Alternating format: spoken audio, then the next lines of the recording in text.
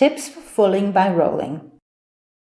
This is one of the most frequently used methods. Basically, you roll up the piece and use back and forth movements to apply pressure to it.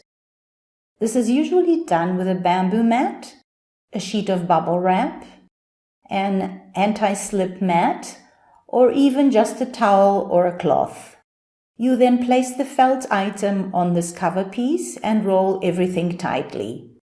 It's also a good idea to use a core, like a tube, a rolling pin, or a pool noodle, to provide a hard surface inside. Secure everything with a string or elastic, and you can start rolling. During the process, make sure you open up this bundle now and again to check on the felt. Any wrinkles, for example, have to be flattened out. Turn the felt around until you've rolled it in all directions so that the felt shrinks in an even way.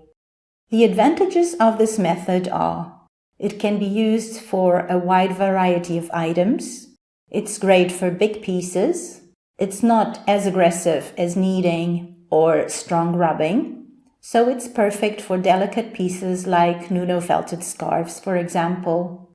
It's easy to control and the pressure is applied evenly.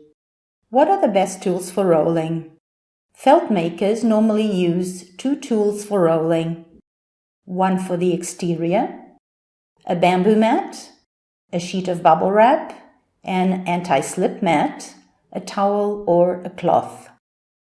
And one for the core, a tube, a rolling pin, or a pool noodle. How do you choose between these tools? My general answer would be that you should use whatever you have. But if you have a lot of tools to choose from, here are some tips.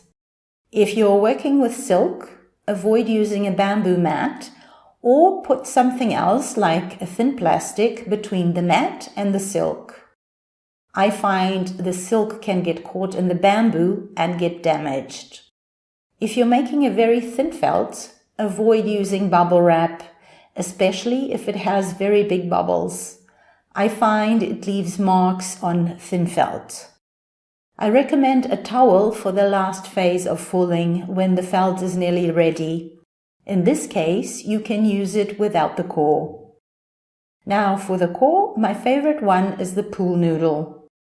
But again, there's nothing like experimenting to find out which are your favorite ones.